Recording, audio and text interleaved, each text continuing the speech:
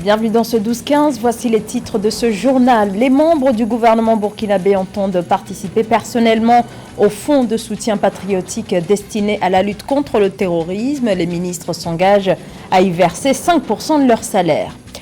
Hausse de la transformation de cacao en Côte d'Ivoire, premier producteur mondial, plus 8,9% durant la précédente campagne. Le décryptage à suivre dans ce journal. Puis du sport, direction la Côte d'Ivoire, gros plan à suivre sur la dernière édition du tournoi dénommé le Choc des Titans. Mais tout d'abord, cette nouvelle attaque perpétrée en Somalie où 11 soldats ont été tués ce lundi dans une attaque contre un camp militaire situé à environ 60 km au nord de la capitale Mogadiscio. Attentat revendiqué par le groupe terroriste Al-Shabaab. Les djihadistes ont d'abord fait exploser un véhicule chargé d'explosifs, puis ont attaqué un camp militaire à Awadli, détaille Mohamed Osman, commandant d'une milice locale alliée au pouvoir. En Somalie, où le nombre d'attaques menées par Al-Shabaab affilié à Al-Qaïda ne cesse d'augmenter. Al-Shabaab, groupe qui, dans sa lutte sanglante, cherche à renverser le gouvernement central. Au Burkina Faso, les membres du gouvernement ont pris la décision de céder une partie de leur salaire, une initiative afin de participer à l'effort de guerre dans ce pays en proie au terrorisme.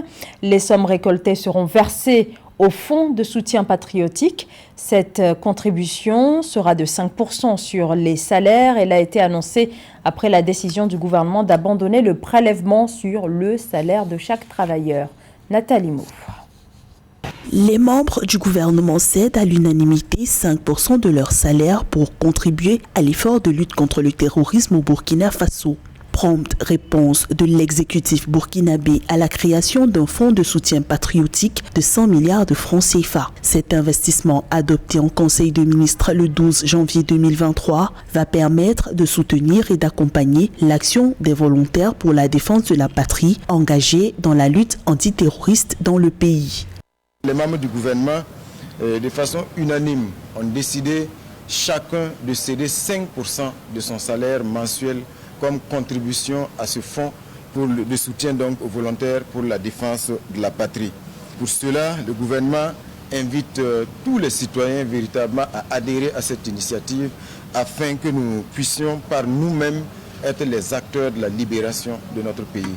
Le texte de création du fonds de soutien patriotique contre le terrorisme au Burkina Faso a subi un amendement. Initialement, il prévoyait un prélèvement de 1% sur le salaire de chaque travailleur burkinabé, suscitant une vive réprobation des centrales syndicales nationales. La contribution à l'effort de lutte antiterroriste désormais volontaire sera également soutenue par des quotas perçus sur les taxes sur l'alcool et le tabac, sur la consommation des télécommunications et sur les jeux de hasard. Nous avons voulu qu'il soit volontaire dans la mesure où on n'a pas pu dégager un consensus parmi les partenaires sociaux pour la contribution et donc de façon concrète ce qui sera fait, nous allons disponibiliser des fiches en ligne comme de façon physique pour que les fonctionnaires qui veulent apporter leur contribution puissent le faire en fonction des taux qu'ils vont eux-mêmes proposer. Des experts estiment à 120 en moyenne le nombre d'attaques terroristes par mois au Burkina Faso. L'insécurité a contraint plus de 1,8 million de personnes à fuir leur foyer. Dans le pays où 40% du territoire échappe au contrôle de l'État selon des chiffres officiels, 50 000 combattants volontaires pour la défense de la patrie ont été recrutés pour soutenir l'armée dans le rétablissement et le renforcement de la sécurité. Vers une hausse des tarifs de l'électricité en Zambie, les prochaines factures d'énergie vont encore être plus salées. L'État prévoit une augmentation de 17%. Décision prise en pleine crise énergétique qui a obligé le gouvernement à rationner la fourniture d'électricité aux compagnies minières suite à la baisse de la production d'électricité. Le point avec Séverin Douqueux. Les tarifs de l'électricité vont augmenter de 17% pour inciter les investisseurs privés dans le secteur de la production de l'électricité. Ainsi en a décidé le gouvernement zambien le 13 janvier 2023. L'augmentation progressive, qui s'étalera sur 5 ans, devrait permettre de juguler la crise énergétique en perspective à cause de la demande de plus en plus grandissante. Il n'y a pas d'autre option, il n'y a pas d'autre choix, ne rien faire n'est pas une solution, car nous savons que dans les 5 prochaines années, nous aurons des pénuries d'électricité graves et nous ne voulons pas suivre cette voie. D'après le directeur général de l'Office de régulation de l'énergie ERB, Johan Mukabe, les tarifs pratiqués en Zambie ne reflètent pas les coûts et les besoins en termes de production, de transmission et de distribution de l'électricité sur la période 2021-2040 s'élèvent à 14,03 milliards de dollars. Il est nécessaire d'investir dans le système électrique pour répondre à la demande croissante, selon l'étude des principaux moteurs de la demande entre 2021 et 2040. Selon l'étude, les principaux moteurs de la demande entre 2021 et 2040 seront les clients domestiques, résidentiels et commerciaux. Un total de 14,3 milliards de dollars est nécessaire pour la production, le transport et la distribution entre 2021 et 2040. Les tarifs actuels ne reflètent pas les coûts et devront augmenter en moyenne de 17% entre 2020 et 2025 en dollars réels. ZESCO, la compagnie publique de l'électricité, n'est pas en mesure de faire face à l'augmentation attendue dans ce pays d'Afrique australe où seulement 20% de la population a accès à l'électricité avec des délestages fréquents pouvant aller jusqu'à 12 heures par jour.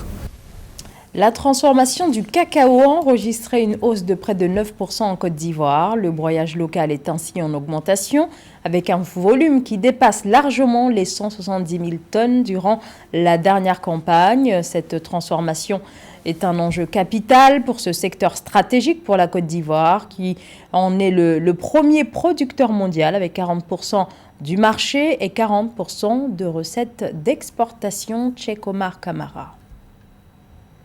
Les broyages de fèves de cacao en Côte d'Ivoire ont atteint 172 357 tonnes dans la période allant de décembre 2021 à décembre 2022, soit une hausse de près de 9% par rapport à la campagne précédente. Cette annonce provient de l'association des exportateurs ZEPEX. Pour dynamiser le développement de la filière cacao, les autorités ivoiriennes ont réaffirmé leur volonté d'accroître la transformation locale des produits agricoles pour améliorer les revenus des agriculteurs. En ce qui concerne la capacité de broyage en elle-même, elle a connu une évolution positive, passant, on va dire, d'une capacité estimée à 545 000 tonnes dans les années 2013, aujourd'hui une capacité estimée à, on va dire, environ 900 000 tonnes en 2022. La plus importante du monde devant les Pays-Bas au jour d'aujourd'hui. Cette évolution s'explique principalement par, on va dire, l'extension des capacités installées au niveau des groupes tels que les Barry Callebaut, Cargill, mais également aussi avec l'implantation de nouvelles unités, notamment celles qui étaient inaugurées récemment à San Pedro. Produisant plus de 2 millions de tonnes de fèves de cacao par an,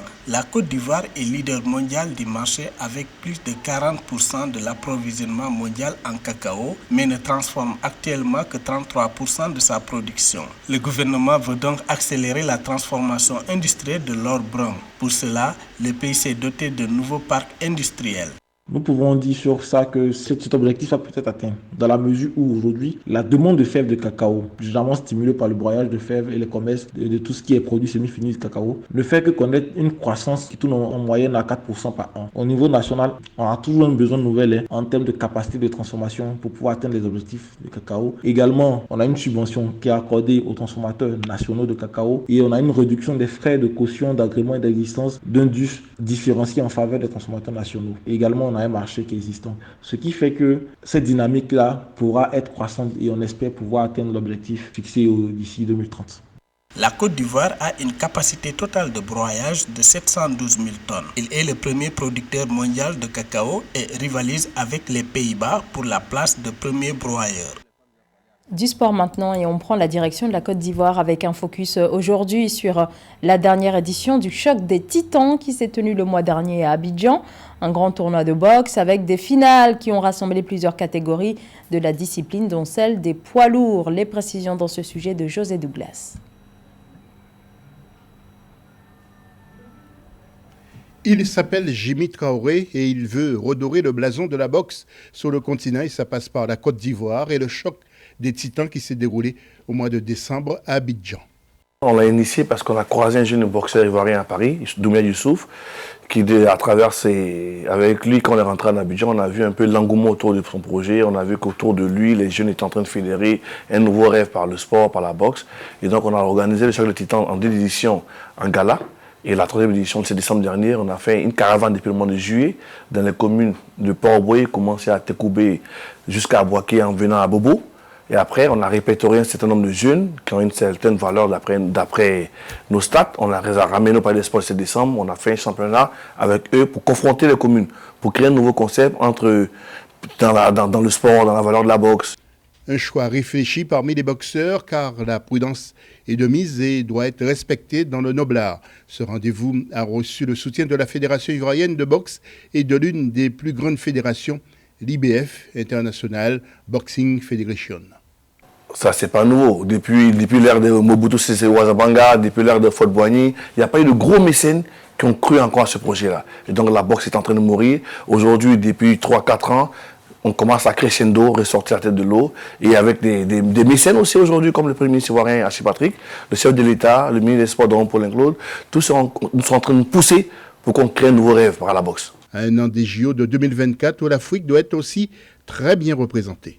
Abidjan est devenu tellement vivant que tous les gens qui sont venus, par exemple un Palestinien qui est venu pour l'événement, 2 de Paris, tous ceux-là ont compris que Abidjan peut créer la nouvelle porte de sortie pour les jeunes par la boxe.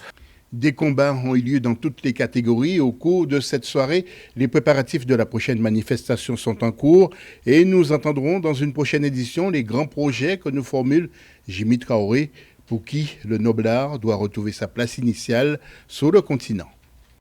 Et on continue avec le sport. Avec nous sur ce plateau, José Douglas, journaliste au service des sports d'Africa 24. Bonjour José. Oui, bonjour, nous allons quitter la boxe. Eh bien, effectivement, parce qu'on va commencer par le mondial de handball, suite du championnat du monde de handball avec le Cap-Vert qui a affronté hier lundi le Brésil. Oui, et le Cap-Vert, ou les Cap-Verdiens se sont inclinés face aux Brésiliens 30-28, seulement 2 petits buts d'écart. Et après 3 matchs, les requins bleus se classent 3e du groupe derrière la Suède et le Brésil.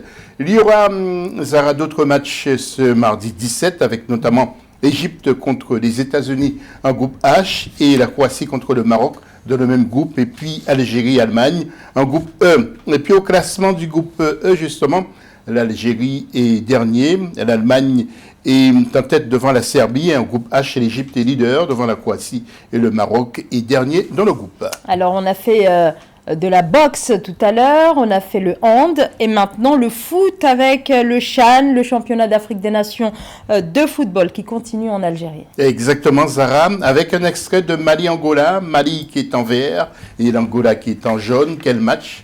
Donc l'ouverture du score pour l'Angola dès la 12e minute de jeu grâce à Depou qui a d'ailleurs marqué 2 fois.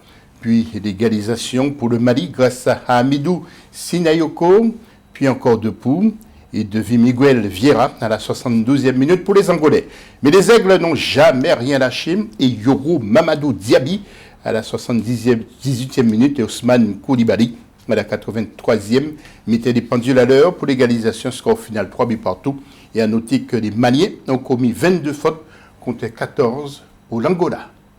On en vient maintenant à ce second match dans lequel les attentes étaient nombreuses concernant les Lions indomptables. Et je sais que vous suivez de près les Lions indomptables, Zara. Contre le Congo, les Lions qui sont toujours en vert et le Congo en blanc. Mission accomplie pour le Cameroun face au Congo. Score final 1-0 grâce à Jérôme Go-Bekeli à la 63e minute de jeu. Côté stats, il faut noter que les Lions ont eu 60% de possession de balles contre 40% pour le Congo et seulement 8 fautes commises par le Cameroun contre 18 pour le Congo. Alors, nous allons juste après ces extraits passer au tableau avec tout d'abord le groupe A où sachez que Mozambique rencontrera Libye. Et au classement, et avant je voudrais quand même vous préciser que l'Algérie sera face à l'Éthiopie toujours dans ce groupe A. Et précisément, l'Algérie est en tête avec 3 points, devant l'Éthiopie, 1 point. En groupe B maintenant, Zara, le Sénégal est seul leader avec 3 points devant l'Ouganda. Et sachez justement que le choc en quelque sorte, c'est Sénégal-Ouganda, aujourd'hui en groupe B. Et puis, il y aura Côte d'Ivoire contre l'équipe de la RDC, un match à suivre de très près aussi. Alors, un mot sur les groupes et le classement. Oui, alors les autres groupes, si vous voulez bien, Zara. Un groupe C, regardez, Madagascar est seul en tête avec 3 points devant le Soudan. Un groupe D, l'Angola et le Mali sont ex aequo. Et en groupe E, le Cameroun est seul en tête avec 3 points. Le CHAN, c'est du 13 janvier au 4 février, toujours en Algérie. Merci beaucoup José Douglas pour toutes ces précisions. José Douglas, journaliste au service des sports d'Africa 24. Et c'est la fin de ce journal. Merci de nous avoir suivis. Dans un instant, une nouvelle édition de l'actualité sur Africa 24.